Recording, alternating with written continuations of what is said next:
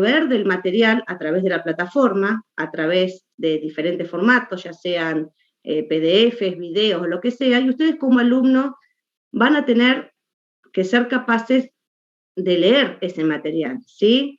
No van a tener una clase explicativa de teoría, quizás como por ahí se daba en otros años. Entonces usted tiene que tener el compromiso de que el material que se publica, mínimamente leerlo, visualizarlo y tratar de comprenderlo. Nosotros acá en las clases de práctica vamos a repasar o tomar de esos conceptos lo que es más importante que necesitamos para resolver los ejercicios, pero ustedes deben profundizar esos conceptos con el material que se publica en plataforma, ¿sí? Esa es la idea. Perdón, Cecilia, Sí. hay un compañero que me pide entrar que dice que se le apagó la computadora. Ah, ¿ves? Pero yo no tengo... Acá es lo que empezamos con el problema, que yo como no entré, no tengo pedido. No veo a nadie pendiente. ¿Eh? Lo pude aceptar yo, que Paula me había dado con anfitrión. Ay, bueno, yo no tengo pedido, no tengo permiso ahora de poder aceptarlo. Bueno, dale, ese.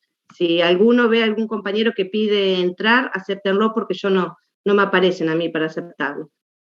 Nos estamos organizando, ya la semana que viene va a salir un poquito mejor. Todo. Tenemos que usar Zoom, que no, o sea, estamos usando la misma sala, pero bueno, ya de a poquito nos vamos a ir organizando. Bueno, el TP, o sea, como no sé hasta dónde han llegado, si vieron algo del material teórico, pero bueno, lo que vamos a hacer hoy, por ser la primera clase, es, yo armé una pequeña presentación que vamos a tardar 10 minutos, 15 en verla, para ver principalmente lo que más necesitamos, lo que primero necesitamos para poder, aunque sea empezar con los primeros ejercicios del TP, ¿sí?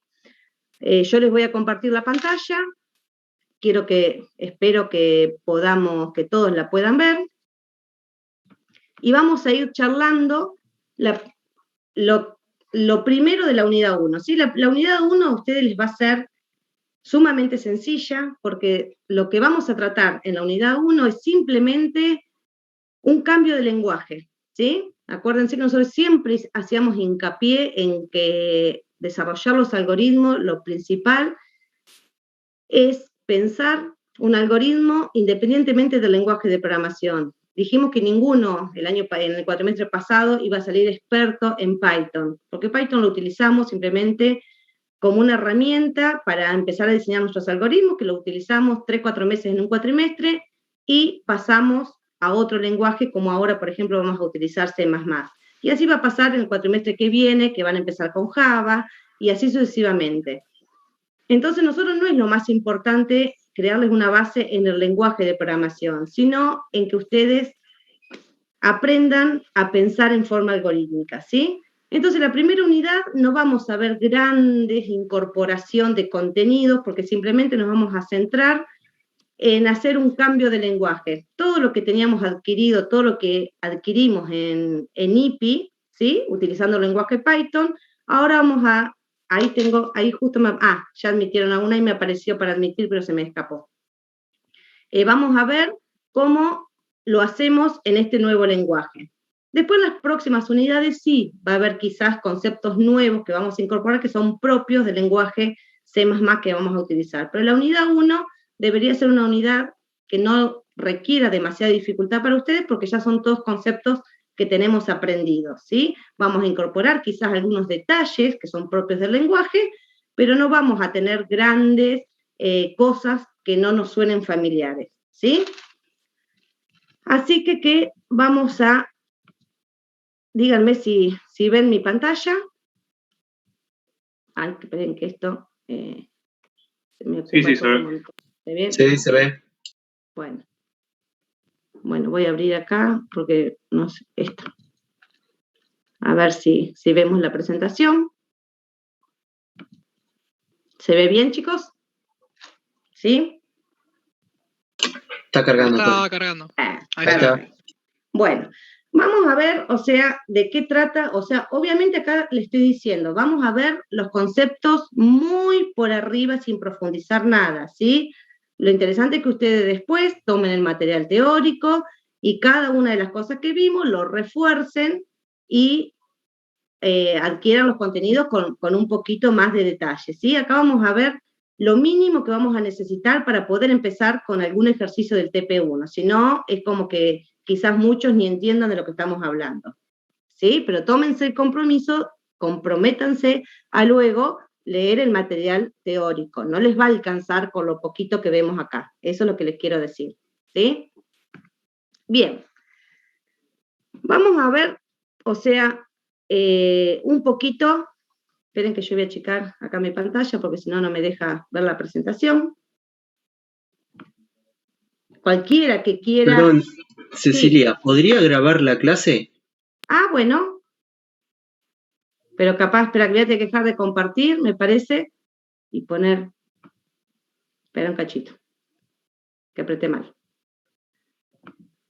Espera que la pongo a grabar. Total, si estoy despeinada no importa. Voy a grabar mi compu y ¿eh?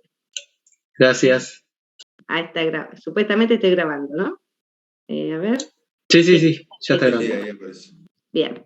Bueno, como dijimos, en el cuatrimestre anterior, ¿sí? En IPI, para los que, bueno, arrancaron este año, o sea, el resto, que está recursando, obviamente también hizo IPI en algún momento. Trabajamos con el lenguaje Python, ¿sí? Python era un lenguaje de los que se considera un lenguaje interpretado. ¿Qué quiere decir que es un lenguaje interpretado? Que el código que nosotros escribimos en nuestros algoritmos es traducido por un intérprete, cosa que nosotros no nos enteramos como programadores, pero bueno, así es como funciona ese lenguaje que estábamos utilizando. La particularidad de un lenguaje interpretado es que nosotros necesitamos tener el código fuente, o sea, lo que nosotros escribimos en nuestros algoritmos, necesitamos tenerlo en la propia máquina que lo vamos a ejecutar, ¿sí? Ese intérprete es el que realiza las acciones que considera indicadas para que cada una de las instrucciones que nosotros escribimos en ese lenguaje sea interpretada mientras se está ejecutando nuestro programa. En este cuatrimestre cambiamos de lenguaje y vamos a trabajar con un lenguaje que se llama C++, que tiene otra característica como lenguaje de programación. Es un lenguaje compilado. ¿Qué quiere decir que sea compilado? Que existe aparte, dentro de todo lo que nosotros instalamos en nuestro entorno de desarrollo que vamos a trabajar, existe un programa que se llama compilador, que lo que hace es tomar ese código fuente y genera un archivito que se lo llama el ejecutable de mi programa. Eso lo que me da la posibilidad es de yo, cuando quiero instalar o ejecutar un programa hecho por mí, por ejemplo, simplemente lo que necesito copiar o instalar en una computadora es ese archivito ejecutable, ¿sí? Ese programa es autónomo y no necesito tener el código fuente en la máquina donde yo quiera ejecutar el programa que acabo de desarrollar. Esa es la diferencia entre un lenguaje interpretado y uno compilado. O sea que en este cuatrimestre vamos a trabajar con el lenguaje de programación C++. Vamos a ver algunas diferencias entre los lenguajes, o sea, cómo lo que yo hacía en Python, cómo lo debería resolver ahora en C++. Recordemos que nosotros cuando hablábamos de variables, recuerdan que obviamente cuando hacemos nuestros algoritmos necesitábamos casi siempre o muchas veces hacer uso de variables, ¿sí? Para poder almacenar información. En Python, ¿cómo manejábamos esas variables? Una variable la definíamos a través de un nombre, ¿sí? Le poníamos un nombre a una variable y le asignábamos un dato a esa variable, ¿sí? Eso, ¿qué decía? No se requería que ese nombre tenga asociado un tipo. ¿Qué quiere decir cuando hablamos de eso? Nosotros, por ejemplo, hacíamos número igual a input, ingrese un número, por ejemplo, para que el usuario ingrese un número. Dependiendo si poníamos así simplemente input, ingrese un número, recordábamos que el número que ingresaba el usuario era tomado como un string. Entonces, en ese caso, en la variable número, lo que se almacenaba era un número, pero con formato de string. Si nosotros queríamos que ese número se transformara, estuviese almacenado como un entero, recordamos que lo que hacíamos era transformarlo a un entero utilizando la función int. Entonces, en ese caso, en la variable número, lo que nos quedaba almacenado era un número entero propiamente dicho, ¿sí? Un número entero literal. Y así podíamos después, esa variable número, si queríamos en algún momento del programa asignarle un string o un booleano, Python eso lo reconocía. O sea, no requería que una variable sea de un determinado tipo para poder almacenar información. En cambio, en C++, ahora cuando empecemos a trabajar, no va a ocurrir eso. C++, en este lenguaje, una variable, como dice ahí, es un espacio de memoria donde se guarda un dato de un tipo determinado. El compilador, que es el programa que se va a encargar de compilar nuestro programita antes de ejecutarlo, el que detecta que no tenga errores y demás, es el compilador, tiene que conocer de antemano el tipo de dato que se va a almacenar en cada variable. Y después, ese compilador detecta si realmente el dato que se almacena en la variable es del tipo del cual yo la definí. O sea, que si ustedes recuerdan en algún momento cuando hablamos de Python, nosotros decíamos que Python era muy generoso en ese sentido, porque no todos los lenguajes de programación, y lo estamos viendo ahora, C++, te permiten almacenar una variable cualquier cosa. La mayoría nos va a requerir definir una variable de un tipo determinado de dato y luego siempre almacenar ese tipo de dato, no puedo almacenar otro. ¿Se entiende lo que estoy diciendo? Sí, sí. ¿Sí? Perfecto. Entonces, esa precaución la tenemos que tener. En Python, como decíamos, el tipado es dinámico. ¿Qué quiere decir dinámico? Eso que estuvimos hablando, que yo puedo utilizar la variable número y asignarle el número 25, y luego al número, si quiero, después le puedo asignar la palabra hola, y el lenguaje lo va a tomar, no va a dar error. En cambio, en C++ eso va a dar error. El tipado es estático. ¿Qué quiere decir? Que si yo defino una variable en donde le estoy diciendo que voy a almacenar números enteros, sí o sí en esa variable debo respetar el tipo de dato para la variable al momento de asignarla. ¿Sí? Eso lo tenemos que tener presente cuando empecemos a desarrollar nuestros algoritmos. ¿Cómo la defino a una variable? Necesita, o sea, un nombre, el identificador es el nombre que le voy a dar a una variable, como veníamos usando, por ejemplo, el número, y el tipo de dato que voy a almacenar en esa variable. O sea que yo ahora, cada variable que utilice o que defina, sí o sí le tengo que anteponer el tipo de dato que voy a almacenar en esa variable. Y luego, obviamente, lo tengo que respetar. Acá tenemos algunos ejemplos, por ejemplo, estoy definiendo la variable número que va a almacenar datos de tipo entero, estoy definiendo una variable que se llama letra que va a almacenar datos de tipo char, ¿sí? Esa es la forma que yo voy a definir una variable en este lenguaje que vamos a utilizar. Obviamente debemos respetar lo mismo, esto es en casi todos los lenguajes de programación, que los identificadores sean válidos, ¿sí? Hay algunas reglas que ya más o menos las conocemos, que no podemos empezar con números, o sea, no se pueden usar palabras reservadas. Bueno, esto después ustedes lo leen bien, o sea, que debemos utilizar identificadores válidos para el uso de variables. ¿Qué tipos de datos? ¿Cómo escribimos los tipos de datos? ¿Cómo se escriben acá en este lenguaje para identificar de qué tipo pueden ser las variables? Tenemos datos simples, o sea, datos simples en C++ se consideran a un booleano, ¿sí? Recuerdan que tenemos el dato booleano que puedo decir almacenar una variable si es verdadero o falso. Int, que lo que me permite es almacenar números enteros. Si yo quiero en alguna variable almacenar números con decimales, tienen que ser float, ¿sí? Y char lo que me permite es almacenar un único carácter. Si yo defino una variable de tipo char, puedo almacenar un único carácter, ya sea una letra, un número, un símbolo especial, pero uno solo en ese tipo de dato. Tenemos también en este lenguaje un tipo de dato compuesto que se llama string, que es el que me permite almacenar, obviamente, una cadena de caracteres, ¿sí? Una oración, una frase, lo que sea. Una sucesión de caracteres, o sea, elementos de tipo char.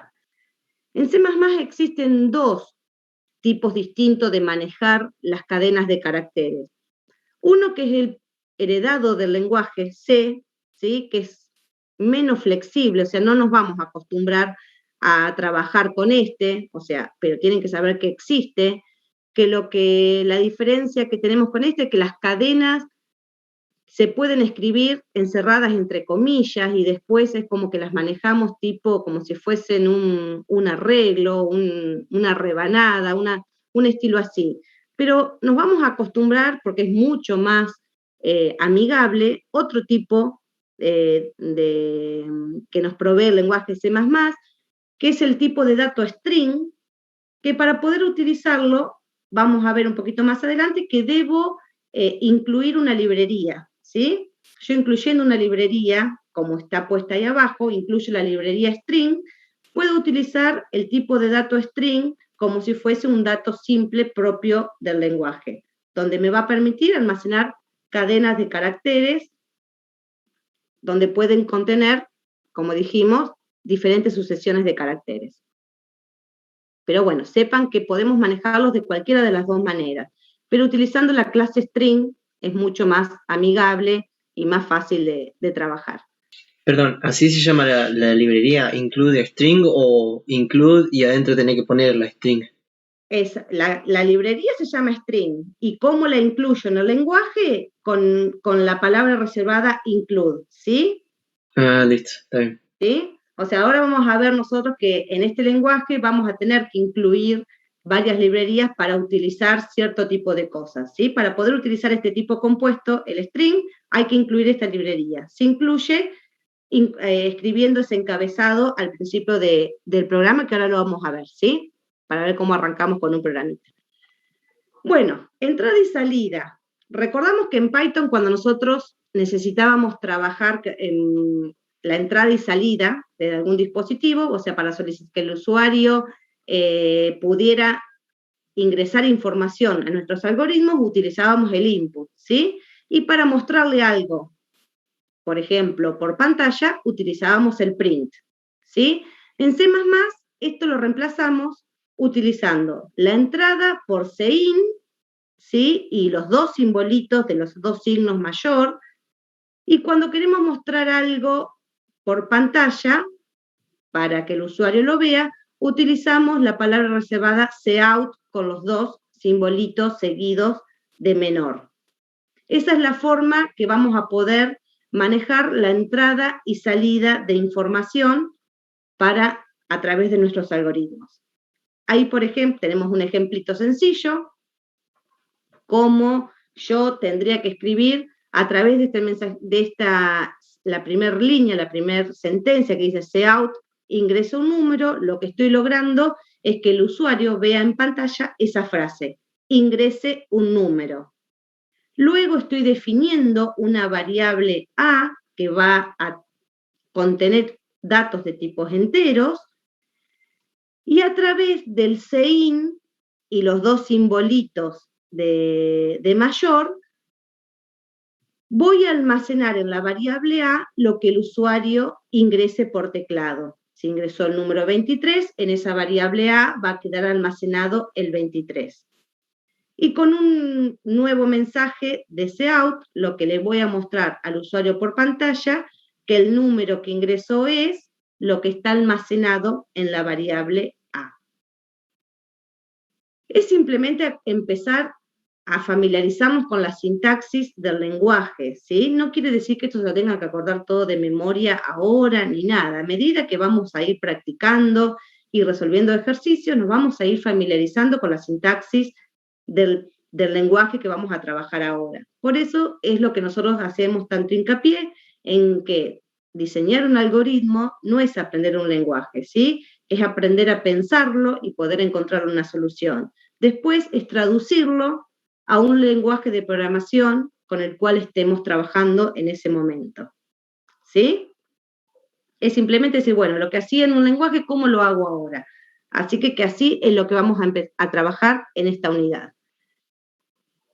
Como les decía, que con este lenguaje vamos a tener que muchas veces incluir cosas o lo que sea. Una de las librerías que necesitamos sí o sí incluir antes de hacer cualquier algoritmo, cuando trabajemos con entrada y salida de datos a través de un dispositivo, como es el teclado o la pantalla, cosa que va a suceder casi siempre, porque casi siempre vamos a necesitar o tomar información que ingrese el usuario o mostrarle algo por pantalla. O sea, no creo que podamos hacer un algoritmo en el cual no interactuemos con alguno de los dispositivos de entrada o salida.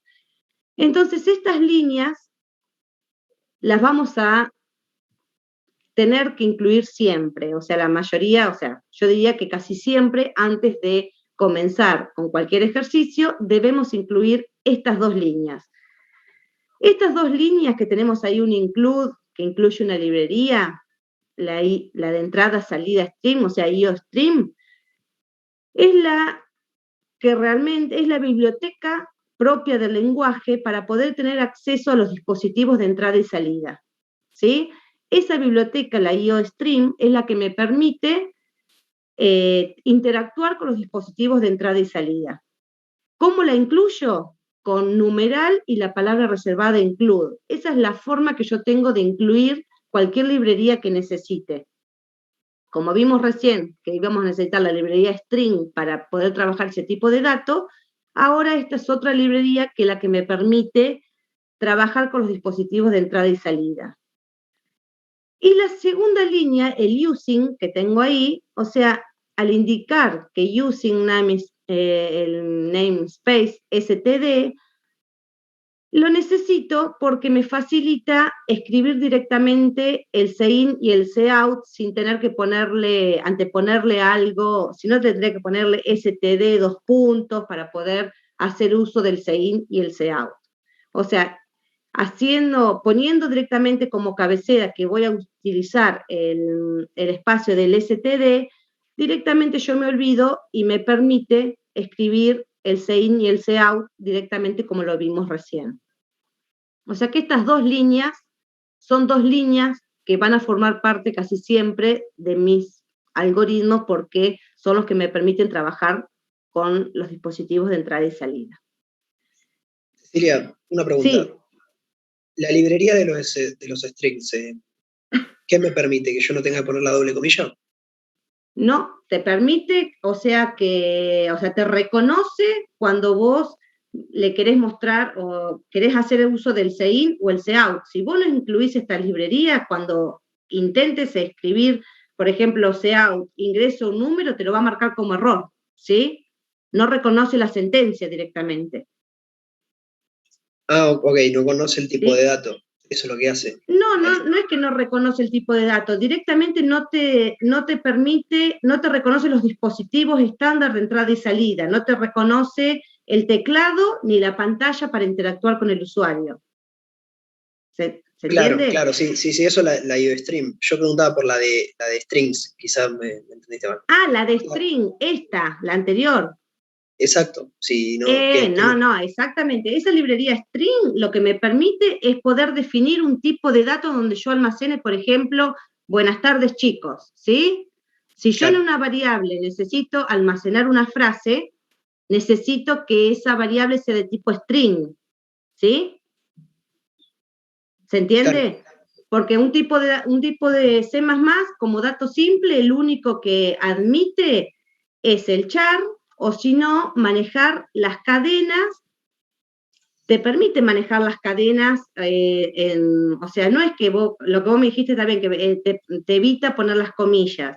O sea, vos podés manejar ingresar una frase manejándola como cadena, pero es más complicada después de manipularla, ¿sí? O sea, vos tenés que acceder, o sea, para La librería string te da después funcionalidades ya propias de la librería, como por ejemplo, ¿se acuerdan que cuando usábamos un tipo de dato string en Python también podíamos saber qué longitud tenía, si una cadena estaba dentro de otra? O sea, todas esas cosas están incluidas en la librería de string, ¿sí? Sí, se entiende. Entonces, Perfecto. antes del programa Entonces, tendríamos que usamos poner la librería. directamente esa, claro, usamos directamente esa porque es más familiar o sea, es más amigable con el programador, tiene más funcionalidades hechas, ¿sí? Cosas que después nos tenemos que olvidar de resolverlas, ¿se entiende? ¿Sí? Bien. Bueno, después hay diferentes cuestiones, como dice ahí abajo, que para indicarle al cout, por ejemplo, recordemos que el cout es el print que usábamos en Python, ¿sí? El cout es el que me permite darle un mensaje por pantalla al usuario. Hay pequeñas cositas que vamos a ir aprendiendo, pero una cosa por ahí interesante que para poder comenzar a imprimir en una nueva línea, podemos utilizar el manipulador de salto de línea, que es el L, ¿sí? Ese lo que me permite es, después de que sale ese mensajito, empezar a escribir en la línea siguiente, ¿sí? Ahora vamos a ir viendo y vamos a ir probando diferentes cosas. Una cosa importante que tenemos que saber, que no quizás a lo mejor no lo necesitemos en los primeros ejercicios, pero lo vamos a necesitar para los ejercicios más adelante. Dijimos que el sein es la sentencia que me permite leer información a través del teclado y almacenarla en una variable. Esa función sein me permite leer todo lo que el usuario ingresa, pero cuando es un tipo de dato string, no funciona correctamente. ¿Qué quiere decir que no funciona correctamente? Si yo utilizo el sein para leer una cadena, una frase que contenga más de una palabra, si esta cadena contiene espacios en blanco, solo guarda la primera palabra, ¿sí? O sea, el sein lo que hace es almacenarme de una frase solo la primera palabra. Cuando trabajemos con tipos de datos string, ¿sí? Para poder leer toda la frase o la oración que el usuario ingresa por teclado, vamos a utilizar la función getLine, que esa función me permite leer el string completo. ¿Se entiende? Sí, se entiende. ¿Sí? ¿Todos comprenden? O sea, nosotros vamos a utilizar el sein, es el que me permite tomar información para los tipos de datos simples. En cambio, cuando trabajemos con string, para poder leer lo que el usuario ingresa por teclado, vamos a utilizar getLine, ¿sí? ¿Cómo funciona este getLine? O sea, me permite leer una línea completa hasta encontrar un salto de línea, o sea, un enter o lo que fuera, y lo almacena en una variable que sea de tipo string. El sein forma parte del parámetro de la función getLine y el WS también es un parámetro de la propia función que lo que me hace es eliminarme un espacio que esté delante del texto. O sea, ¿cuál va a ser la forma con la que yo voy a utilizar esta función cuando necesite leer una línea completa, un string completo que el usuario ingresa por teclado? Voy a tener que definir una variable, en este caso línea, que es de tipo string. Obviamente con el cout le digo, y con la función getLine, que tiene dos parámetros, se escribe de esta manera, sein, con los dos simbolitos de mayor, los dos signos de mayor, WS, coma, la variable en donde se va a almacenar lo que el usuario ingresa por teclado. ¿Sí? O sea, vamos a tener dos sentencias diferentes para leer la información que el usuario ingresa por teclado. Sein para cuando son tipos de datos simples y vamos a utilizar el getLine cuando trabajemos con string. ¿Vamos hasta ahí? Sí. Bien, perfecto. Volvemos un poquito a la comparación de los lenguajes. ¿Se acuerdan que en Python, para cuando necesitábamos armar un bloque de sentencias o saber qué es lo que pertenecía, por ejemplo, qué estaba dentro de una estructura de control, utilizábamos la sangría para poder definir un bloque de sentencias. En C++ tenemos que tener presente que toda sentencia termina con punto y coma, ¿sí? Toda sentencia que nosotros escribamos, este lenguaje requiere que termine con punto y coma. Una sentencia, no las estructuras de control. Ahora lo vamos a ver. Y las sentencias pueden agruparse en un bloque siempre y cuando estén delimitadas entre llaves. O sea, si yo dentro, por ejemplo, de una estructura de control while, tengo dos sentencias, o sea, dentro del while voy a tener dos sentencias que se deben ejecutar dentro de ese while, ahora no me basta con identarlas o ponerles una sangría. Para especificar que esas dos sentencias se van a ejecutar dentro del while, necesito encerrarlas dentro de las llaves, ¿sí? Es diferencia, o sea, estamos viendo cómo lo hacíamos antes, cómo lo tenemos que hacer ahora. Veamos algunos ejemplos rápidos para terminar y empezar a hacer algún ejercicio de cómo escribiríamos o cómo deberíamos escribir las estructuras de control en este lenguaje. Las escribimos en forma diferente a lo que era Python, o sea, olvidémonos de que en Python le poníamos los dos puntos al final y todas esas cosas, ahora las debemos aprender a escribir como requiere este lenguaje. El if, que ya sabemos, todo lo conocemos, ya sabemos de qué se trataba, esta estructura de control de selección, de decisión. Se escribe if con la misma palabra reservada, la condición entre paréntesis, ¿sí? Si la condición se cumple, ven que no lleva dos puntos, no lleva nada. Como acá dentro del if hay una única sentencia, no necesito poner apertura y cierre de llave. Si tuviese más de una sentencia dentro del if, necesito encerrarlas entre llaves, ¿sí? Esto lo que hace es, si esto es verdadero, imprime un mensajito que el número es par, ¿sí? Suponiendo que esto obviamente se leyó una variable número antes, y ese if obviamente opcionalmente puede tener un else.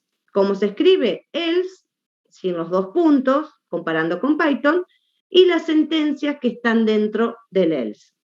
Y todas sentencias terminan con un punto y coma. Como verán acá, estas sentencias del cout terminan con un punto y coma. Pregunta, Cecilia. Sí. Ahí en el if, que vos decías que solamente tenía una instrucción y si no la tenías que encerrar entre llaves.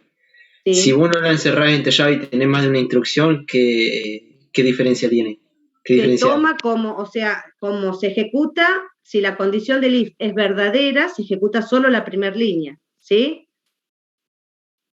La otra no, no forman un bloque de sentencias, no es un bloque que esté dentro del if, ¿se entiende? Sí, sí. Acá lo que te permite el lenguaje es no respetar la indentación, porque acá, o sea, no, en realidad para la ejecución no importaría si el cout está a la misma altura del if, porque se va a ejecutar igual, no te va a dar error. Igualmente les recomiendo siempre, chicos, el tema de la indentación por una cuestión de legibilidad y de costumbre visual y costumbre para trabajar con colegas y lo que sea, respétenla igual, más allá de que el lenguaje te permita que si yo pongo el cout a la altura del if, acá no me va a dar error como sucedía en Python, ¿sí? ¿Se entiende? Pero acostúmbrense a respetarla, porque hace todo muchísimo más fácil de leer. Cuando yo agarro un algoritmo, yo ya me doy cuenta qué es lo que se ejecuta, si ese if es verdadero, o qué está dentro del if, qué está dentro de, y qué no. ¿Se entiende? Sí, se entiende. Perfecto. Sigamos con otra. Bueno, rápidamente vamos a ver una estructura de control, que esta estructura no existía en Python, ¿sí? Va a haber lenguajes de programación, nosotros siempre les dijimos que las principales estructuras de control ya las vimos, porque esas estructuras de control que vimos existen en todos los lenguajes de programación, el if, el while, el for, pero bueno, hay lenguajes que a veces incorporan o permiten otras estructuras de control. Esta es una estructura de control que se usa muchos lenguajes de programación. Python no la permitía, pero bueno, no es solo C++ que la permite, o sea, existen muchísimos lenguajes de programación, una estructura de control de selección múltiple, ¿sí? Se la puede conocer como switch, como case, o sea, en otros lenguajes de programación, pero es una estructura de control que me permite tomar decisiones múltiples, ¿sí? Donde el compilador busca el valor que está contenido en una variable contra una lista de constantes que pueden ser enteras o char. Ahora vamos a ver cómo funciona. Cuando se encuentra el valor de igualdad entre esas variables o constantes, ejecuta el grupo de instrucciones que está asociada a esa variable. Si no encuentra, puede haber un grupo de instrucciones asociadas a un default, o sea, que sería, si no encuentra ninguna, que se ejecute algo por defecto, aunque eso puede ser opcional, o sea, no siempre el default tiene que existir. Vuelvo a decir, esta estructura de control no existía en Python, pero es una estructura de control que la van a utilizar durante su vida como programadores en muchos lenguajes de programación. ¿Cómo se escribe? ¿Cuál es la sintaxis para esta estructura de control nueva que estamos incorporando? Como decía recién la definición, necesito leer el valor de una variable, o sea, para eso declaro una variable, en este caso entera, en donde el usuario va a ingresar un valor, y ese valor va a ser, en este caso, un valor entero, o sea, va a ser 1, 2, algún número entero. Tomo en esa variable lo que ingresó el usuario con la instrucción de cin, y después esta estructura de control lo que me permite es decirle a mi algoritmo que dependiendo lo que ingresó el usuario en esa variable valor, disculpen chicos, dependiendo lo que ingresó el usuario en esa variable valor, se va a ejecutar el caso 1, o el caso 2, o el caso 3, y en caso que haya ingresado algún valor que no sea ni 1, ni 2, ni 3, se va a ejecutar las sentencias o el bloque de sentencias que estén escritas en el bloque del default. ¿Se entiende? Sí. Con nosotros en Python esto lo simulábamos con el if y el if, ¿sí? ¿Se acuerdan cuando nosotros hacíamos if? Si sucede algo, el if si sucede otra cosa, el if si sucede otra. O sea, íbamos armando, tratando de armar una estructura donde me permitiera elegir entre varias opciones. Al no existir esta estructura de control en Python, lo simulábamos con el if y el if. Pero acá, o sea, lo que el usuario va a hacer, es decir, ingreso un valor. Si el valor que ingresó es 1, se va a ejecutar un bloquecito de sentencia. Si es 2, se ejecuta lo que está en el caso 2. Si es 3, lo que está en el caso 3. Y en caso que sea un valor diferente, se va a ejecutar lo que esté en el bloque de sentencias del default. ¿Se comprende eso? Sí. Sí, profe. ¿Sí? Perdón, la condición, esto es condicional, ¿no? ¿La condición en qué caso se pondría si fuera así? En realidad no es una condición como si yo pongo el if, ¿sí? Como que yo podría poner si número es mayor que 0. Esta estructura no funciona así. Es una estructura que me permite elegir entre un valor fijo de un dato. ¿Se entiende? Acá el usuario ingresa un valor. Por ejemplo, tiene que ser un número entero, que puede ser cualquiera, puede ser el 1, el 2, el 40, el usuario va a ingresar un número entero, que se va a almacenar en la variable valor. Si el usuario, y esta estructura de control de switch, lo que me va a permitir es decir, si el usuario ingresó el 1, se va a ejecutar lo que está, en este caso, el cout, que dice el valor ingresado es 1. Si ingresó el 2, se va a ejecutar, en este caso, el segundo cout. Si ingresó el 45, como no es ni 1, ni 2, ni 3, se va a ejecutar, en este caso, el cout que dice el valor ingresado es mayor que 3. funciona como un condicional porque se evalúa el valor ingresado por los casos que yo estoy contemplando. ¿Se entiende? Sí, sí. ¿Sí? O sea, es una estructura de control diferente, o sea, que no la conocíamos hasta el momento. Así que por ahí nos va, no dimensionamos cuándo la vamos a utilizar, pero a medida que avancemos con un trabajo práctico nos vamos a dar cuenta cuándo es conveniente utilizar esta estructura de control, ¿sí? Una cosa importante que tenemos que tener en cuenta cuando utilicemos esta estructura, que cada uno de los casos que yo acá puedo poner la cantidad de casos que quiera, ¿sí? No quiere decir que tiene que haber 3, yo puedo poner case 1, case 2, case 3, o sea, si el valor ingresado ni siquiera tiene que ser 1, 2 y 3, yo puedo decir, si el usuario ingresó el 15, o si ingresó el 20, si ingresó el 40, o sea, poder tomar algún tipo de decisión para algunos casos que yo considere que son necesarios, ¿se entiende? Este 1 que está puesto ahí quiere decir que si el valor que ingresó el usuario es 1, ¿se entiende? No es que tiene que estar puesto eso le quería 1, el 2. preguntar. ¿Cómo lo entendía el programa? Pero era por eso. El compilador compara lo que está almacenado en la variable valor con lo que yo ponga acá en cada uno de los casos. ¿Se entiende? Claro, sí, ahora sí entiendo. Perfecto. O sea, no quiere decir que siempre tiene que estar el 1, el 2 y el 3. Yo ahí puedo poner cualquier número entero. Lo que va a hacer el compilador es comparar. Como yo estoy declarando una variable entera, obviamente que ahí tengo que poner un tipo de dato entero, ¿sí? Pero puedo poner el 10, el 20 y el 30 si quiero. ¿Solamente ¿Sí? acepta de tipo numérico?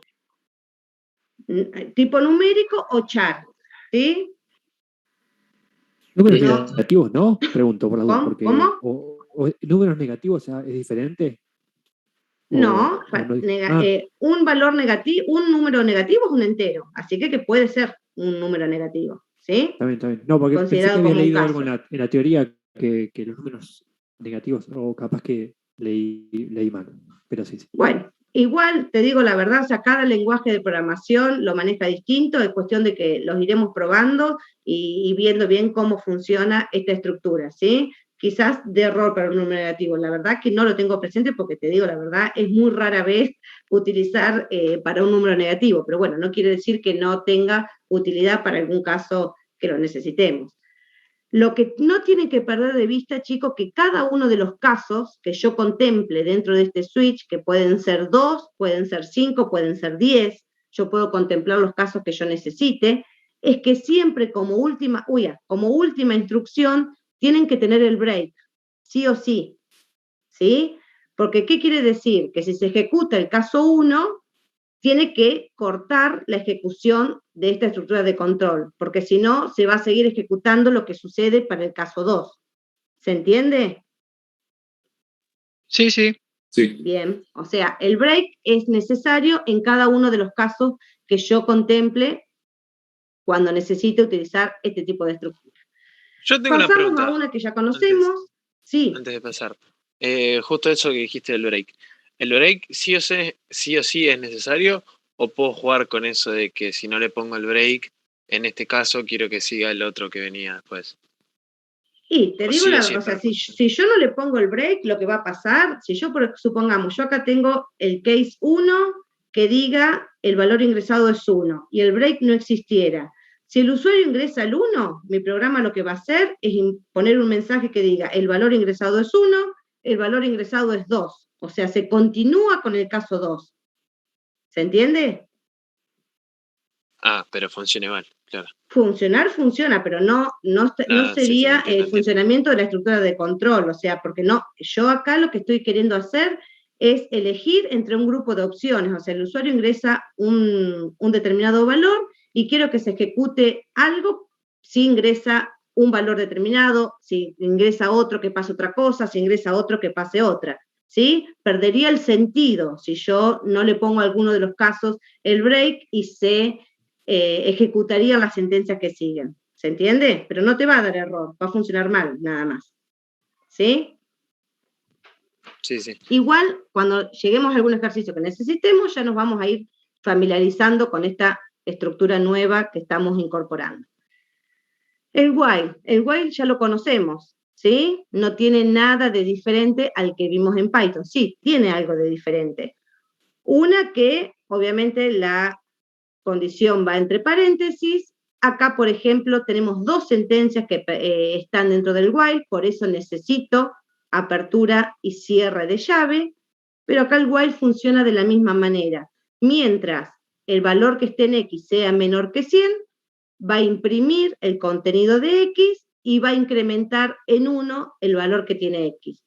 Si yo pienso qué hace este algoritmo que tengo acá, es imprimir el valor de X desde 1 hasta 99. Esto es lo que va a hacer este algoritmo. La única diferencia que tengo con el while que yo utilizaba en Python es que este while en C++ no puede tener un else, ¿sí? Cosa que no le dábamos demasiado uso en Python, pero existía y a veces quizás me servía para alguna ocasión especial. El while se escribe de la misma manera, pero no puede tener un else. Recordemos que si necesito tener más de una sentencia, van encerradas entre llaves. Existe otra estructura de control de iteración que no la vimos en Python, ¿sí? Que se la llama do-while. La que vimos recién es el while que ya conocíamos. En cambio, el do-while es una estructura nueva, muy similar al while, pero con la única diferencia es que evalúa la condición luego de ejecutar al menos una vez las sentencias. ¿Cómo leeríamos esta estructura de control para entender cómo funciona? Es hacer, con el do, es hacer lo que está en este bloque de sentencias mientras se cumpla una determinada condición. Si yo leo en castellano la estructura de control while que veníamos utilizando, es mientras X sea menor que 100, imprimir el valor de X e incrementarle en 1. En cambio, en el do while, lo que le estoy diciendo es, hace ingresar un valor positivo X mientras X sea menor que 0. ¿Qué quiere decir? ¿Qué diferencia tengo entre uno y otro? Que si yo acá, por ejemplo, a X lo inicializaba en 101, en vez de en 1, yo acá a X le ponía 101. ¿Cuántas veces se ejecutaban las sentencias que estaban dentro del while? Ninguna. No se ejecutaba. Ninguna. Directamente no se ejecutaba nada, porque evaluaba la condición, como esa condición era falso, no se ejecutaba nada. En cambio, en esta estructura de control, lo que esté dentro del do, que en este caso es ingrese un valor positivo y almacenar en X lo que el usuario ingresa por teclado, se va a ejecutar al menos una vez. Eso se ejecuta y luego se evalúa la condición. Mientras X sea menor que 0, se va a seguir haciendo. Si el usuario la primera vez ingresa, por ejemplo, el número 100, ¿esto cómo funcionaría? Le dice al usuario, ingreso un valor positivo, ingreso el 100. El 100 se almacena en X. Mientras X sea menor que 0, eso es falso, directamente no se vuelve a ejecutar el do. ¿Sí? O sea, mientras la condición de que X sea menor que 0, se sigue ejecutando lo que está dentro del do. Es una estructura de control diferente, parecida al while, pero diferente, o sea, tiene diferente. O sea, en algún momento nos va a ser más útil utilizar un while común y en otras situaciones nos va a ser más útil utilizar un do while. Vamos a ir viendo cuándo necesitamos hacer uso de cada una de las estructuras correspondientes. ¿Entiende? ¿Sí? Sí. ¿Sí? O sea que ya incorporamos dos estructuras de controles diferentes que no las trabajamos nunca en Python. ¿Sí? El switch. Power, profe, no está en la plataforma, ¿no? ¿Cómo? El Power no está en la plataforma o no. No, porque es un resumen muy chiquitito de lo que es de la teoría, ¿sí? Es algo muy chiquitito. Por eso les dije que no se conformen con lo que estamos viendo acá, porque estamos haciendo un resumen súper acotado de todo el material teórico, ¿sí? Pero hay uno medio parecido, creo que abajo en material extra o algo por el estilo, hay algo medio parecido, ¿sí? Me Vemos parece la que se llama última. ayuda para práctica o algo así. Bueno, si quieren después lo subimos, o sea, pero no, o sea, por ahí es algo más rápido. Bueno, yo no tengo ningún problema, después todo lo que a ustedes les sirva, o sea, es bienvenido. Ustedes consideran que esto les va a ayudar, listo, lo subimos y no hay ningún problema. Nos falta ver la última estructura de control, que esta sí la tuvimos trabajando en Python, que es el famoso for, ¿sí? Una estructura de control de iteración fija. ¿Cómo se escribe esta estructura en C++? Con la palabra reservada for, y entre paréntesis, lo que necesito, o sea, la inicialización de la variable iteradora, la condición, que mientras eso se cumple, mientras eso sea verdadero, se va a seguir ejecutando el for, y el paso con el que voy a ir avanzando en esta estructura, ¿sí? ¿Cómo la escribo? Acá abajo tengo un ejemplito. Lo único que tengo que tener presente es que como C++ requiere que toda variable tenga asociado el tipo de dato que va a almacenar, yo cuando defina, por ejemplo, que voy a utilizar la variable X para iterar sobre esta estructura de repetición, necesito anteponerle el tipo de dato, en este caso entero, ¿sí? Debo, si no me va a dar error, debo ponerle que voy a utilizar en esta sentencia, en esta estructura de control, voy a utilizar una variable iteradora X, que va a ser entera, que comienza en 1. Mientras el valor de X sea menor o igual que 10, se va a imprimir el contenido de X y X se va a incrementar en 1, ¿sí? Tenemos detalles del lenguaje, después utilizar el más, o sea, hay cosas que por ahí, o sea, ustedes se van a confundir al escribirlo y yo también, porque yo me mezclo también, o sea, no me acuerdo si bien en el lenguaje cómo se escribía, eso es cuestión de, a medida que se me da error, bueno, a ver cómo se escribía en este lenguaje, si no necesito acordarme la sintaxis perfectamente de cada lenguaje de programación, ¿sí? Eso es lo que siempre les recalcamos, que no tienen la necesidad de saberse el lenguaje, la sintaxis súper correcto, ni nada por el estilo, porque empezamos a incorporar diferentes lenguajes de programación y se nos empiezan a mezclar las cosas. Así que no quieran acordarse todo de antemano.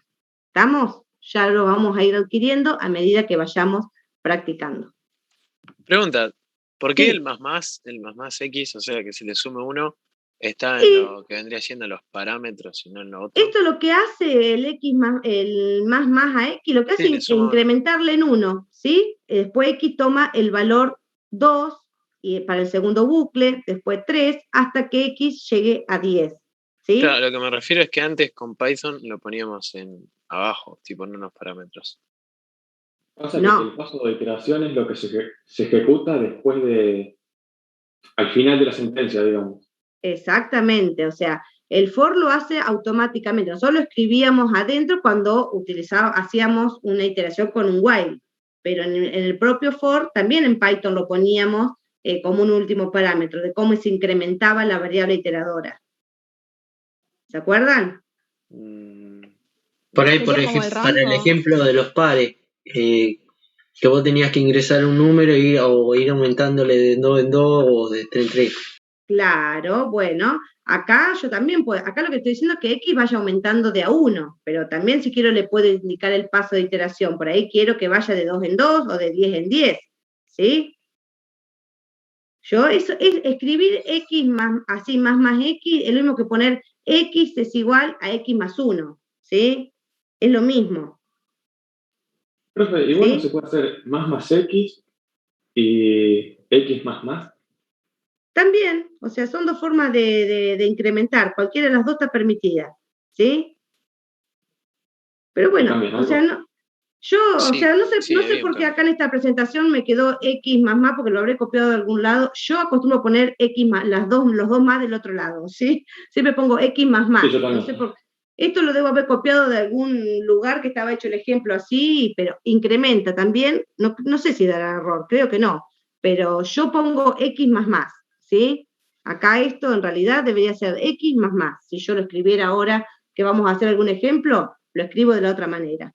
No sé si esto me quedó mal copiado o si da error o no da error. Ahora lo vamos a verificar. ¿Quieren? Cuando hagamos un ejemplito lo verificamos. Cecilia, a mí me quedó una duda de la anterior, del do while, cuando Sí. estaba leyendo las líneas.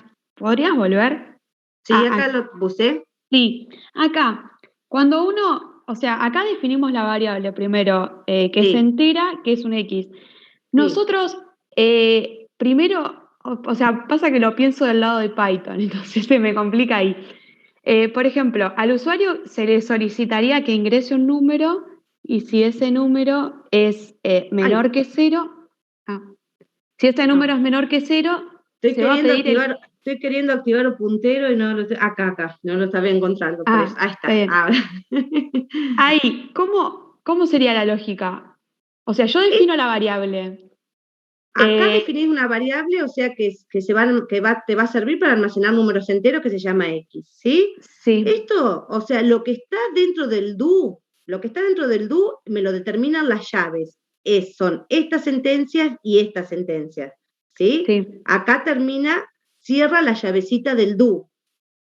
¿Qué quiere decir? Que esto se va a hacer sí o sí. ¿Se entiende? O sea, ingresa un valor positivo y que el usuario ingrese un valor, esas sentencias se ejecutan sí o sí una vez. Se ejecutaron una vez. Vos le vas a pedir al usuario que ingrese un valor y lo vas a almacenar en X. Eso que se almacenó en X, cuando termina de ejecutarse, se analiza. Mientras ese valor que el usuario ingresó es menor que 0, si eso es verdadero, se va a volver a ejecutar lo que está en el do. Pero perdón, si se le pide que ingrese un número positivo, es como que no va a ser nunca menor que 0. Y sí, porque si vos por más que al usuario le diga ingresa un valor positivo, te puede poner -5, vos no lo estás validando. O sea, vos le estás sugiriendo al usuario que ingrese un valor positivo, pero puede no hacerte caso. Perfecto. O sea, sería un número, por ahí decir que ingresa un número entero, entonces ahí es cuando... Claro, pero igualmente es un ejemplo, o sea, quizá por ahí no sé si tiene demasiada lógica el ejemplo que utilizamos, pero es simplemente para que ustedes sepan que el do while, lo que está dentro del do, se hace al menos una vez.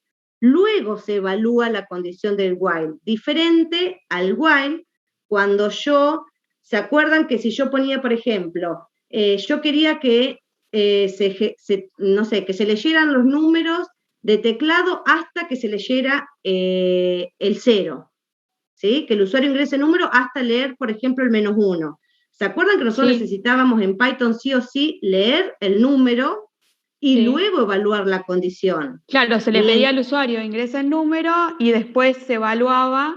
Exactamente, y después se le volvía a solicitar dentro del while, ¿sí? Porque si no, se me convertía en un bucle infinito. Bueno, eso ahora lo puedo hacer utilizando el do while, ¿sí? Perfecto. ¿Se entiende? O sea, yo en Python no me quedaba otra que hacerlo de esa manera porque no me existía esta estructura de control. Entonces yo, si necesitaba ejecutar una condición dependiendo de un número ingresado, no me quedaba otra que pedírselo al usuario, evaluar la condición y volvérselo a pedir. En cambio, ahora voy a tener el do while, cosa que me va a facilitar esa tarea. ¿Se comprende? Perfecto, muchas gracias. Gracias, genial, Flor. Seguimos entonces, que ya terminamos. Bueno, vimos entonces cómo utilizamos un poquito el for y ya tenemos que saber que también existe el break y el continue, ¿sí? De la misma manera que lo utilizábamos en Python, tenemos estas sentencias que nos permiten alterar la ejecución de un bucle de iteración, de última después profundizan en el uso con el material teórico, tienen muchas cosas para leer el material teórico, porque por ejemplo, verán en este ejemplo cómo se utiliza el AND, ¿sí? Utilizando el doble ampersand, es como yo escribo en C++ el AND, tienen que leer cómo escribo el OR, cómo, bueno, muchas cositas propias de la sintaxis, obviamente, o las vamos viendo a medida que vamos resolviendo los ejercicios, y obviamente deberían profundizar leyendo un poquito el material teórico, ¿sí? Pero bueno, con esto más o menos hicimos un repaso de lo mínimo que necesitamos para poder, aunque sea, resolver un ejercicio. Pero antes de eso nos falta ver una cosa muy importante que no vamos a profundizar ahora, porque el tema de funciones lo vemos en la última parte de esta unidad 1, pero ustedes ya saben, o sea, ya vimos funciones en Python, ¿sí? Ya sabemos de qué estamos hablando cuando, que dicen, que algunos se están retirando, abandonar la clase, bueno, no hay problema, total, la estamos grabando, después si quieren la compartimos en la plataforma.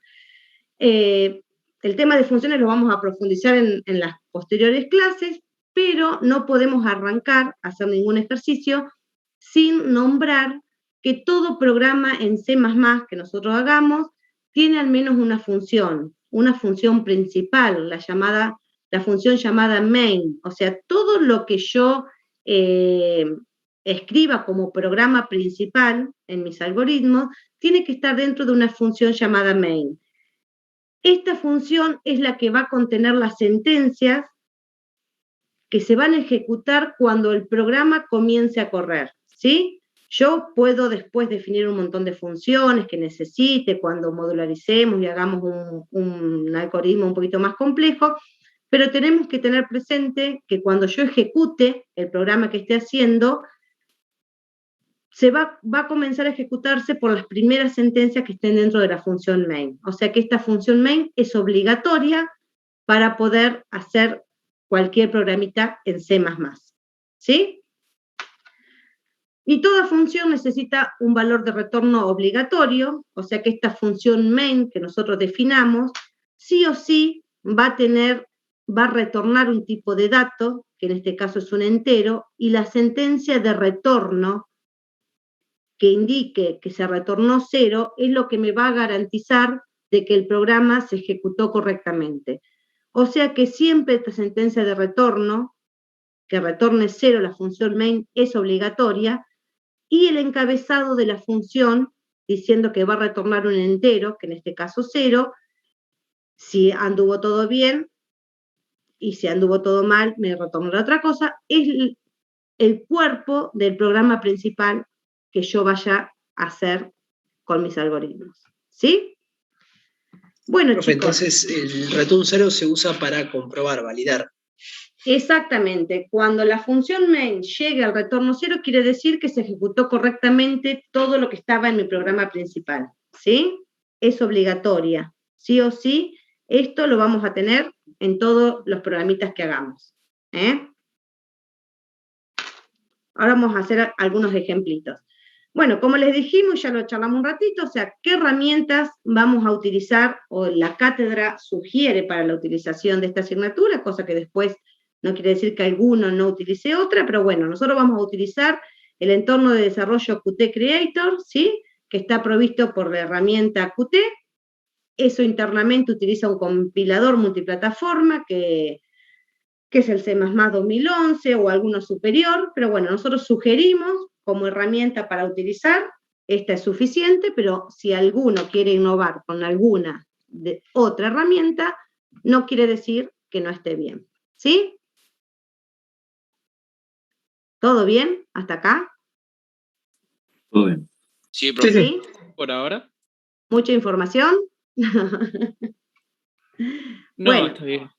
Bien, bueno, pero necesitábamos hacer un repaso rápido porque quizás algunos estaban familiarizados con el lenguaje o con lo que estábamos hablando, pero bueno, muchos quizás no. Entonces, bueno, para empezar a probar algo, necesitamos, aunque sea, ver lo mínimo, ¿sí? Bueno, si quieren, empezamos con algún ejercicio del TP como para decir, bueno, ¿cómo arrancaríamos? Y después, obviamente, ¿cuál es la idea? Chicos, siempre les decimos lo mismo que decíamos en Python.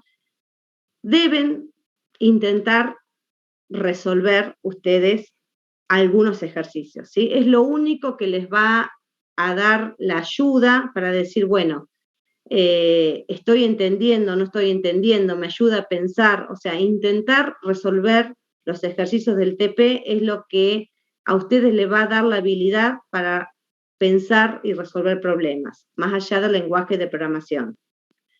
No sé cómo vamos a continuar, dijimos, con el tema de la presencialidad o la virtualidad, pero tengamos en cuenta que si volvemos a la presencialidad, no va a ser en un laboratorio como normalmente era. En un laboratorio quiero decir que nosotros las clases de estas asignaturas hace años atrás, cuando no estaba la situación de pandemia, las teníamos en un laboratorio donde disponíamos de PC, en donde cada estudiante o grupitos de estudiantes disponían de una computadora para poder resolver los algoritmos.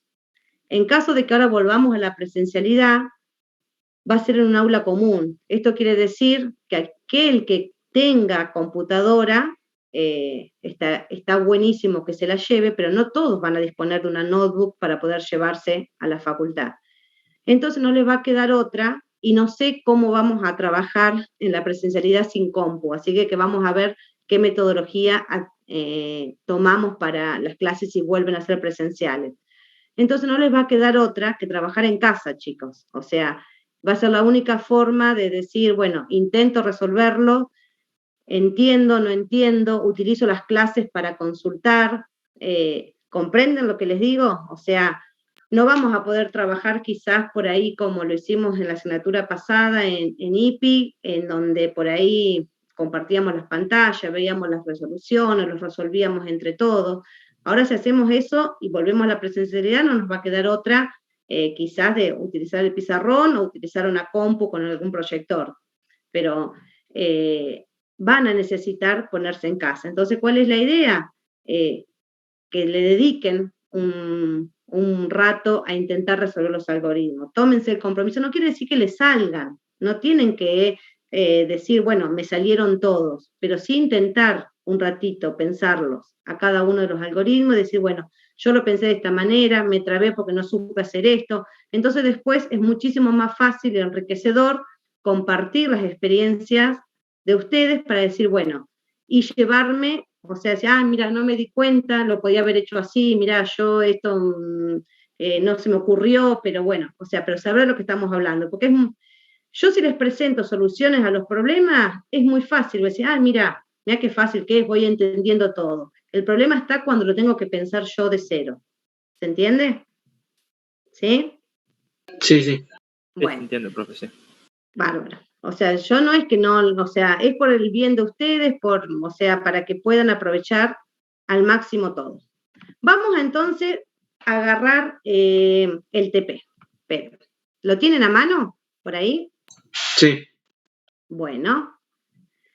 Vamos a ver que los primeros ejercicios, o sea, si los leemos, o sea, son ejercicios súper simples, o sea que algoritmos quizá que ya los recontra resolvimos en Python, lo único que tenemos que hacer ahora es empezar a intentar resolverlos con otra herramienta, con otro lenguaje de programación. Ahí está. A ver, yo les voy a compartir de vuelta pantalla.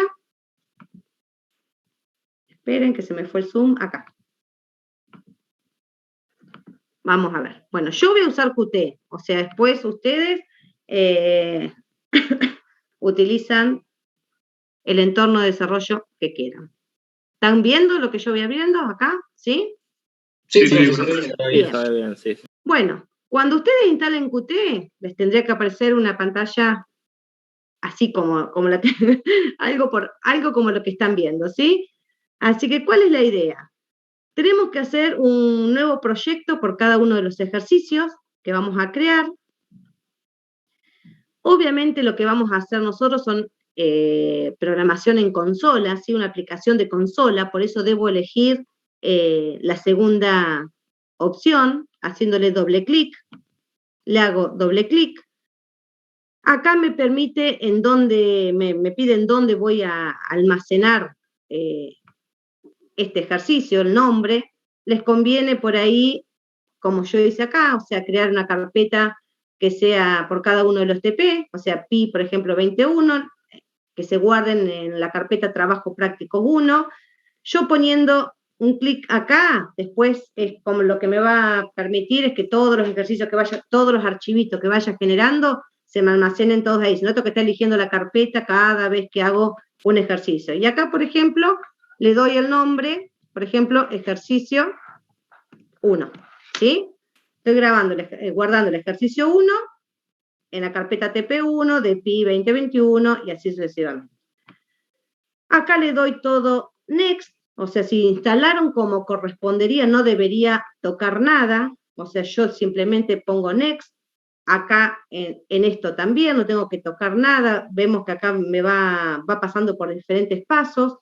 Yo no debería tocar nada, en Kit no debería tocar nada porque ya debería tener instalados los kits necesarios para debuguear y demás. O sea, vean el video, el tutorial que publicó David, porque está interesante, o sea, al momento de instalar qué kits debo incluir para después me permita debuguear un programa cuando veamos, o sea, en las próximas clases, qué es debuguear, es decir, bueno, que me permite correr paso a paso y poder detectar errores, o sea, pero si yo lo instalé como correspondería, yo debería tener seleccionado estos tres kits que tengo acá, que son los que me van a permitir, al margen de compilar y demás, poder luego ejecutar mi algoritmo paso a paso encontrando errores, ¿sí? Una vez acá lo mismo, no debería tocar nada y pondría Finish.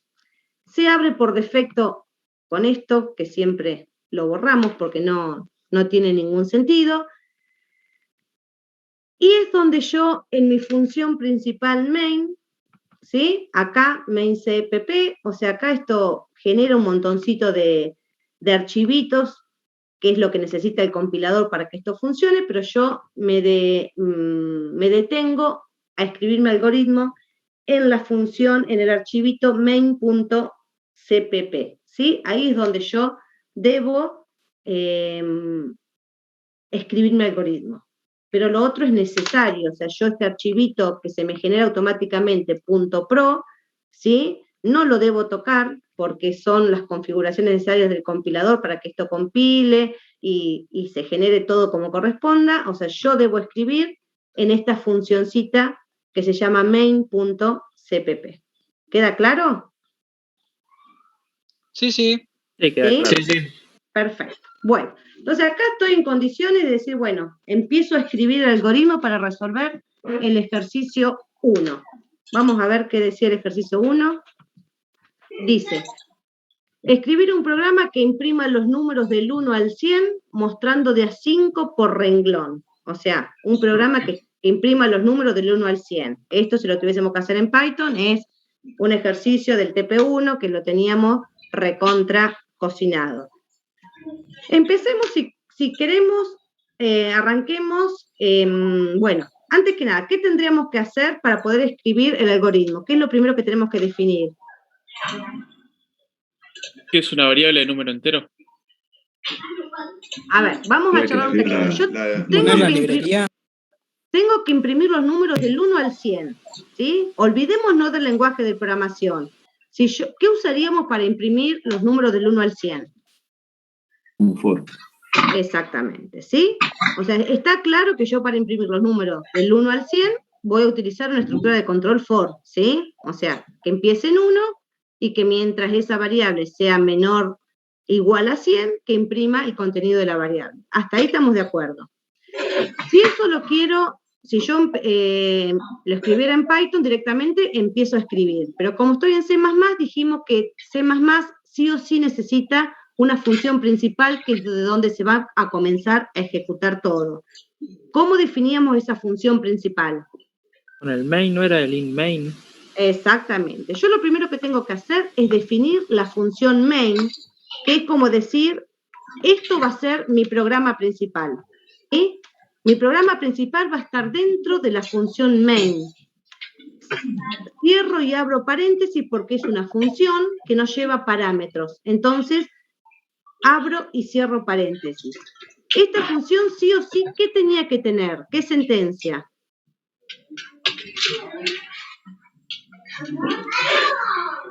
El retorno al último. ¿Qué me indicaba? Que la función, que todo había andado bien. Que El todo return 0. Exactamente. O sea, el return 0, punto y coma, va a ser la última instrucción de mi programa, que quiere decir que si se ejecuta, si esto retorna 0, por eso la función retorna un entero, retorna 0, si esto se ejecuta es porque todo lo anterior anduvo correctamente. ¿Sí? Eso es lo primero, que no puedo arrancar con nada si no armo la estructura del programa principal. Olvidémonos por ahora de las librerías y centrémonos un poquito en decir, bueno, ¿cómo lo armo con lo que yo sabía hacer hasta el cuatrimestre pasado? Dijimos que íbamos a utilizar una estructura for, ¿no es cierto? ¿Estamos todos de acuerdo que vamos a hacer un for para imprimir los números del 1 al 100? Olvidémonos de 5 en 5 renglón. Hagamos primero un algoritmo que me imprima los números del 1 al 100. ¿Cómo lo haríamos? Díganme. ¿Se fueron Con todos? un for in, una variable. Claro, bueno, escribiríamos un for. En este caso, en C++, el for lleva 3 parámetros. La variable iteradora, ¿sí?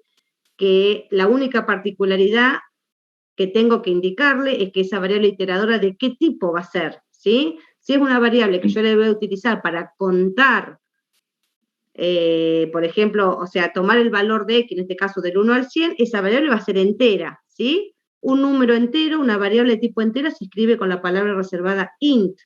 Yo acá estoy definiendo una variable que va a contener un número entero, que le estoy poniendo el nombre x, y la estoy inicializando en 1.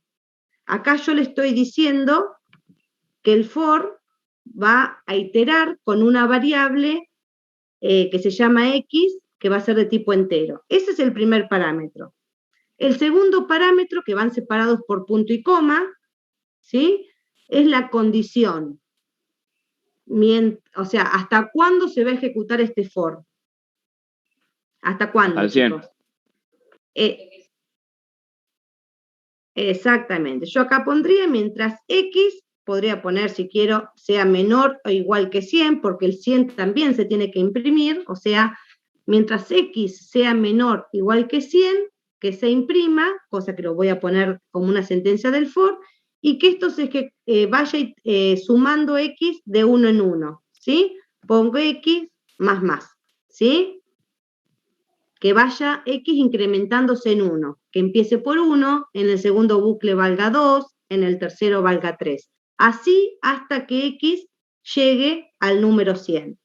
Esas son las condiciones del for. ¿Qué tendría que hacer para imprimir el valor de x? Un code. Por pantalla. Un cout. Exactamente. Yo lo que hacía con un print, yo antes ponía print x, ahora tengo que utilizar el cout. El cout va acompañado de esos dos simbolitos y pongo que imprima el contenido de x. Bueno, x, y le ponen lo que ustedes quieran.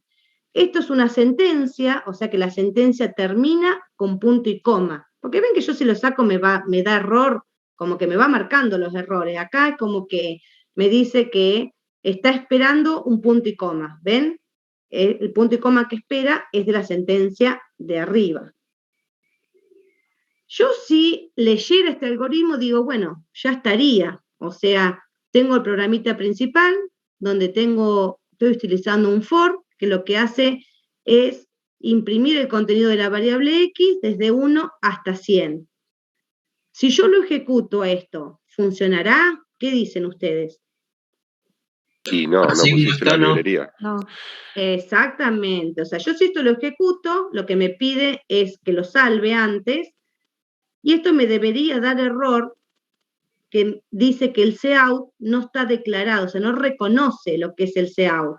Eso porque me falta definir las librerías para el uso de los dispositivos de entrada-salida, ¿sí? O sea que siempre estas librerías las voy a tener que poner. Dijimos que yo debo incluir la librería IOStream, y para incluir una librería es numeral. Acá tengo, ven que me va diciendo, o sea, include, acá le estoy diciendo que incluya, y abriendo el simbolito de menor, me dice qué librería. En este caso voy a incluir la IOStream, esta que necesito, para manejar la entrada y salida de los dispositivos. Y esto dijimos que acompañándolo con un using, o sea que utilizando, o sea, haciendo uso de un namespace en particular, me facilita la escritura del cout y el cin. Ese namespace es el std, ¿sí? O sea, yo poniendo que voy a hacer uso de esto, si no, yo esto lo tendría que escribir como std, así, por ejemplo, que muchas veces lo pueden llegar a encontrar escrito así. Pero si yo no pongo el using ese arriba, tengo que estar poniendo, cada vez que hago uso del cin y el cout, tengo que estar aclarando eso. Entonces, con poner una línea al principio, ya después hago uso del cin y el cout de una forma más simple. ¿Se entiende? Pero por ahí en material en internet o lo que sea, encuentran el cout acompañado por el std adelante y dicen por qué está. Es porque por ahí no tienen puesto el using al comienzo. Entonces, bueno, si yo ejecuto esto, yo creería que me van a dar, o sea... Está marcando un error. No, ese error es todavía el que, como no lo volví a compilar, todavía me está marcando el error de la ejecución anterior, ¿se entiende? Pero si yo lo vuelvo a salvar y lo ejecuto, el error desaparece, ¿sí? Y efectivamente me imprime los números del 1 al 100, obviamente el 1, el 2, todos pegaditos, o sea, porque yo le estoy diciendo que los haga así. O sea, hasta ahí lo que logramos es que el programa compile, que no tenga errores, y me está imprimiendo el valor de X, obviamente como yo le estoy diciendo. No quiere decir que estemos respetando lo que nos pide el ejercicio. Hicimos una partecita. El ejercicio nos pide que escribir un programa que imprima los números del 1 al 100 mostrando de a 5 por renglón. ¿Sí? De a 5 por renglón. Teníamos una sentencia, un manipulador que me permitía bajar el carro, como quien dice, de la impresión, imprimir en un renglón siguiente. ¿Se acuerdan cuál era? Endline o endline. Exactamente. El fin de línea, ¿sí? Eso es lo que me hace, supongamos, es una sentencia que va acompañada del cout. Yo, si quieren, la puedo poner acá. Vamos a hacer o sea, la puedo poner acá si quiero, o sea, si es propio del cout, ¿sí? Acá ven que me permite escribirla, quiere decir que después que imprima el valor de X, le dé un Enter. Si yo ejecuto esto, vemos qué es lo que sucede. Va a imprimir los números del 1 al 100, pero uno debajo del otro. ¿Se entiende? Sí. ¿Sí? Yo esto también lo podría escribir si quiero, o sea, no necesariamente tiene que estar ahí pegado, o sea, yo puedo tranquilamente escribir acá, por ejemplo, cout, que lo que haga es directamente una bajada de línea, ¿sí? Si yo hago esto, lo puedo escribir aparte, no quiere decir que tiene que estar al lado. ¿Se entiende? Puedo escribirlo independientemente. A ver. Estos simbolitos que aparecen acá en amarillo no son errores, son advertencias, ¿sí? Después en la clase que viene vamos a ver cómo sacar esas advertencias para que no por ahí joroben. Sí, lo que aparece en rojo son errores, pero igual yo acá tengo un error. ¿Qué error tengo acá si yo quiero, por ejemplo, que después de cada impresión del X me dé una bajada de línea, o sea, un Enter? ¿Qué me faltaría? Llaves. Exactamente. Yo para decirles que las dos sentencias están dentro del for, forman parte del for, o sea, que se ejecuten, debo abrir y cerrar llaves, ¿sí? Esta sería la forma correcta y prolijita describir este algoritmo. Estoy indicando un for y hay dos sentencias que están identadas, cosas que no son, o sea, necesarias, porque yo esto si lo pongo acá, el programa funciona exactamente igual, pero no queda tan legible, ¿sí? Observamos que esto funciona igual, no me va a dar error, pero si yo me acostumbro a escribirlo de otra manera, ustedes no me pueden decir que si está escrito así, no queda mucho más entendible, ¿sí? Estamos hablando de un algoritmo de 2 líneas. Imagínense cuando tenemos un montón de estructuras de control, o sea, a la vista es mucho más agradable y entendible si yo respeto la indentación cuando utilizo estructuras de control. ¿Se entiende? ¿Sí? Sí, se entiende. Bueno, vamos a terminar entonces el enunciado, porque acá lo que logramos hasta el momento es imprimir los números del 1 al 100, pero uno abajo del otro. Y el enunciado me dice que debo imprimirlo mostrando de a 5 por renglón. Acá ya es una cuestión de ustedes que ya deberían idear cómo hacemos eso. ¿Cómo haríamos para decir, bueno, que me imprima de a 5 por renglón? La idea es que imprima el 1, el 2, el 3, el 4, el 5, abajo el 6, 7, 8, 9 y 10, abajo, a ver, ¿qué se les ocurre? ¿Alguna idea de alguno? El módulo 5 podríamos utilizar. Podríamos utilizar, o sea, ¿qué es utilizar el módulo 5? A ver, hablemos un poquito, armemos la frase un poquito mejor. Para ser más claro, lo que me refiero es que si te da resto en la división por 5, significa que es uno de esos números de los que te pide el ejercicio. X, ¿no es cierto? Deberíamos dividir a X por 5, ¿no es cierto? Eso, sí, sí. Utilizando la función de módulo, y cuando X sea divisible por 5, que haga el salto de línea, si no, no, ¿no es cierto? ¿Eso, Nico, querés decir? Sí, exactamente, sí. Perfecto. Entonces, ¿eso dónde lo escribiríamos? Es genial tu apreciación. ¿Y dónde lo escribiríamos? A ver, ¿qué haríamos, chicos? ¿Qué modificamos? Yo lo hice dentro del for y con un if. Acá. Exacto.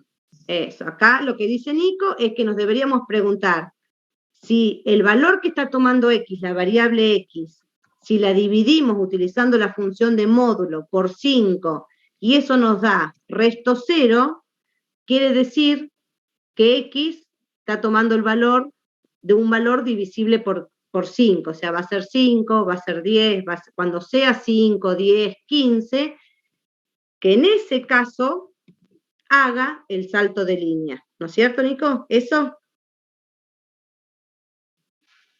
Así sí, estaríamos, sí, probamos a ver qué pasa. Como tenemos una única sentencia dentro del if, que es el cout, que lo que hace es dar un enter, no necesitaríamos llave. Vamos a probarlo, a ver qué pasa con esto.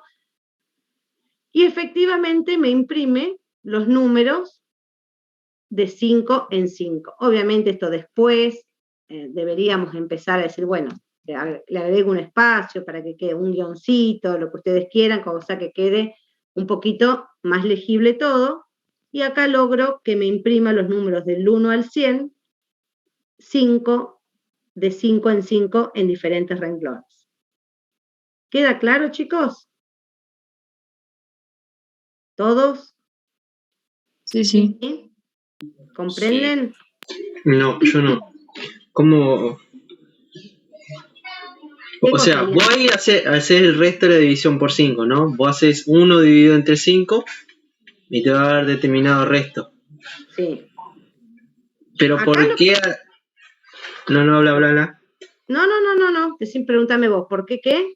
No digo que por qué hacerle la condición cuando sea igual a 0. No entiendo eso. ¿Y por qué lo hace cada 5?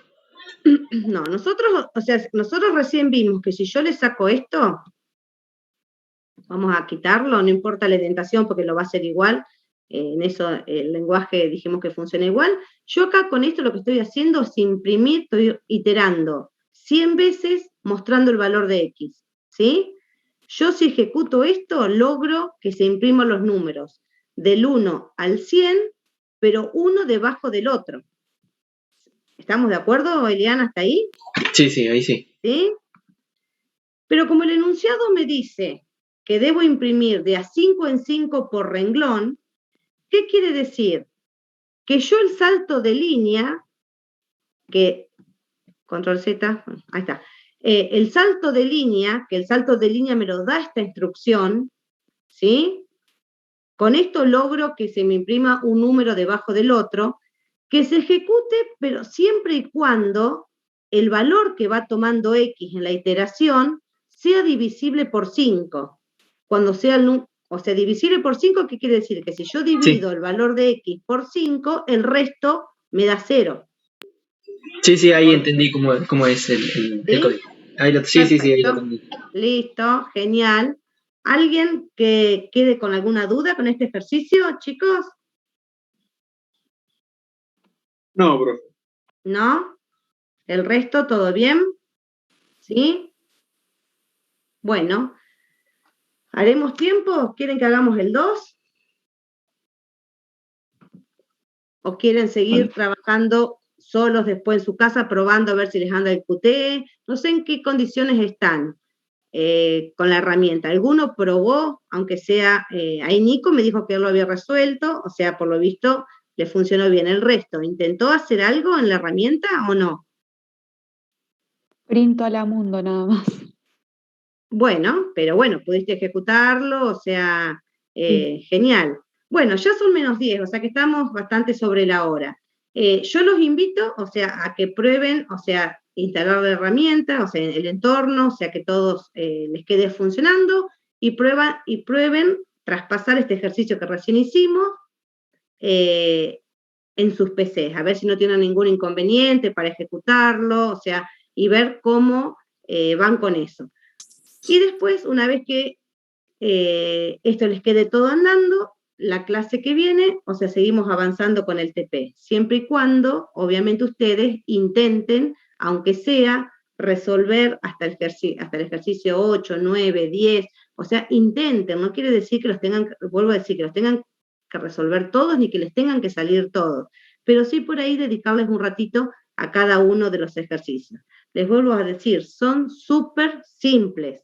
Miren el ejercicio que acabamos de hacer recién, comparado con los ejercicios que terminamos haciendo el cuatrimestre pasado en IPI. Es un ejercicio súper fácil, pero lo que necesitamos es empezar a conocer el lenguaje.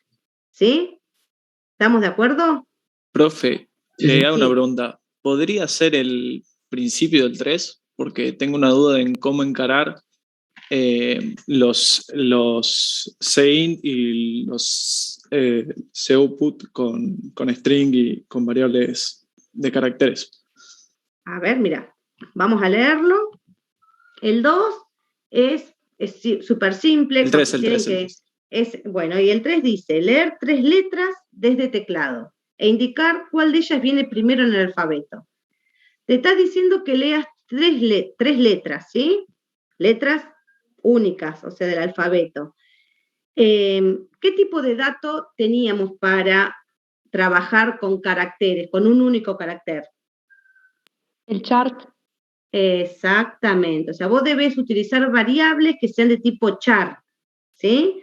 Que vos cuando definís una variable de tipo char, te permite almacenar un carácter. Entonces, ¿cuál es la idea? No tengo ningún problema en que lo empecemos, pero vamos a ver si el ejercicio 3 lo hacemos rápidamente, porque es muy simple, o sea, el ejercicio lo que te va a pedir es que vos ingreses 3 letras, ¿sí?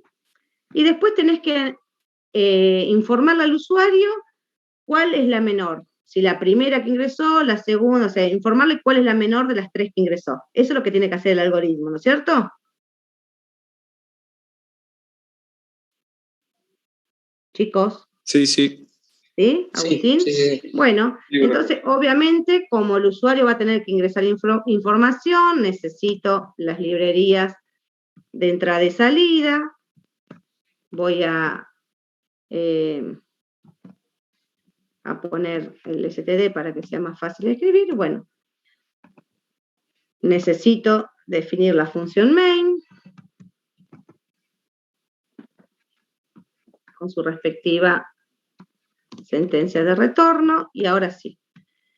El usuario tiene que ingresar 3 letras, o sea que yo voy a tener que definir 3 variables, las llamo como quiera, no sé, L1, L2 y L3, ¿sí? Eso lo que quiere decir es que estoy definiendo 3 variables que voy a utilizar en donde voy a almacenar letras, caracteres, no letras, caracteres, que pueden ser letras, números, símbolos especiales, lo que sea. El tipo de dato char me permite almacenar un carácter, sea cual sea. Después, ¿qué voy a necesitar? O sea, ahí tengo las 3 variables. ¿Qué debo hacer yo en mi algoritmo para que el usuario ingrese esas letras? Primero decirle que con un cout ingrese las letras y después cargarlas en un ceint. Bueno, exactamente, pero esto tiene la particularidad que yo voy leyendo de a una variable, o sea que, bueno, en Python me pasaba lo mismo, yo no le puedo decir que ingrese las 3 letras y almacenarlas, o sea, debo ir almacenándolas de a una en una, ¿sí? Yo acá le tendría que decir que ingrese la primera, por ejemplo, letra. Una cosa que les aclaro para que no renieguen quizás de gusto, yo por lo menos en lo que va, he renegado en algún momento bastante, o sea, si le pongo acá, por ejemplo, una tilde, ¿sí? Después sale un carácter especial, que yo nunca tampoco es que le he dedicado demasiado, quizás por ahí algún otro profe le encuentra la vuelta, pero yo directamente no utilizo tildes ahí en los cout porque imprime cualquier cosa, o sea, imprime un carácter, un chirimbolito en el mensajito, ¿sí? Una especie de rombo con un símbolo, con un signo de punto. Claro, pero bueno, por ahí alguno que le dedica un rato más de tiempo le encuentra la vuelta, ¿sí? Yo ahí le digo que ingrese la primera letra. Con el sein la leo y la almaceno. ¿En qué variable? L1. Exactamente, o sea, ahí lo que le estoy diciendo al usuario es que ingrese la primera letra y la que ingrese la va a guardar en L1. Lo mismo voy a tener que hacer con la segunda letra y almacenarla en la otra variable que definí para eso, y por último que ingrese la tercera letra y que lo almacene en la otra variable que definí para eso. Ahí lo que tengo son las 3 letras ingresadas por el usuario y guardadas en la variable L1, L2 y L3. Y ahora, ¿qué debo hacer con esa información? Ordenarla y compararla con el alfabeto. Claro, yo ahora tengo que, o sea, esto ya es una cuestión de que ustedes, o sea, están en condiciones de decir, bueno, ¿qué evalúo para saber qué condiciones utilizo para saber si lo que está almacenado en L1 es mayor o menor, cuál es la primera? O sea, el algoritmo comenzaría así, ¿sí? Tengo las 3 definiciones de las variables y las 3 lecturas de lo que ingresó el usuario almacenados en esas variables. Ahora, obviamente, necesito compararlas e informarle al usuario de alguna manera en qué variable está almacenada la letra más chica. ¿Estamos de acuerdo? Augusto, creo que Agustín me habías preguntado. Sí. ¿Sí? Ahora los dejo pensando en cómo lo terminan de resolver. O sea, ya es una cuestión de, o sea, que ya están en condiciones de decir, bueno, ¿qué utilizo ahora para comparar e informar cuál es la letra más chica almacenada de todas las que ingresó el usuario? ¿Sí? Pero este sería cómo arrancaría el programita principal de este ejercicio. ¿Les parece que lo piensen un ratito y prueben? ¿Sí? Sí. ¿Y lo vemos en la próxima clase? Sí, ¿Están profe. todos? ¿Sí? ¿No se me fue ninguno? Sí. ¿Están todos Profe, vivos? de compartir pantalla, ¿podrías pasar el código para así arrancamos con eso? Por lo menos en la 3. Sí. A ver, ¿les paso el código por el chat o querés que o lo querés copiar? ¿Qué querías que...? No, bueno, si lo podés pasar por el chat, mejor. Sí, ya que está, te lo paso por el chat, porque si no lo vas a tener que copiar. Dale, gracias. Espera un cachito. Ay, perdón que lo que escribí el mensaje yo ni los leía. O sea, como no A ver. Ya lo pasó Elian. Ah, bueno, ahí ya lo pasé yo también. Me ganaste, Liam. Bueno, ahí el CEIN se pueden poner en la misma línea. No, o sea, o sea, vos decís continuado, o sea, Al lado del CEAUT, después del punto y coma. sí, o sea, poniendo el punto y coma, sí, no, es indistinto, es decir, para tener todo en la misma línea, sí, pero siempre y cuando los tenés que separar por punto y coma, ¿eh? Sí o sí necesitas el punto y coma para decir, bueno, esto es una sentencia y lo que sigue es otra sentencia. Sí, como acá no existe la indentación como en Python, ¿sí? O sea, puedo hacer eso, o sea, no hay ningún problema. Siempre les digo, o sea, tratemos de seguir respetando la indentación por una cuestión de costumbre y que queda todo muchísimo más legible. Pero sí se puede poner el CEIN seguidito del punto y coma, del COUT se puede, ¿sí? Vayan probando, se van a ir familiarizando con el lenguaje y como les vuelvo a decir, los primeros ejercicios son muy fáciles que les va a permitir eso, decir, bueno, ir acostumbrándome a conocer este nuevo lenguaje que vamos a trabajar. ¿Sí, chicos? ¿Estamos de acuerdo? Muy bien, profe. Muy bien. Sí. Bueno, estén atentos entonces a ver a cualquier novedad para la semana que viene, pero si no, nos encontramos nuevamente por este medio, todos juntos, ¿sí? Si no hay ningún cambio. Listo. Bueno, pónganse a Listo, trabajar profe. y la semana que viene corregimos lo que hayan hecho. Un besito a todos. Chao, profe. Listo, gracias. Nos vemos, profe. Hasta luego. Hasta la próxima Gracias. semana. Recording stopped.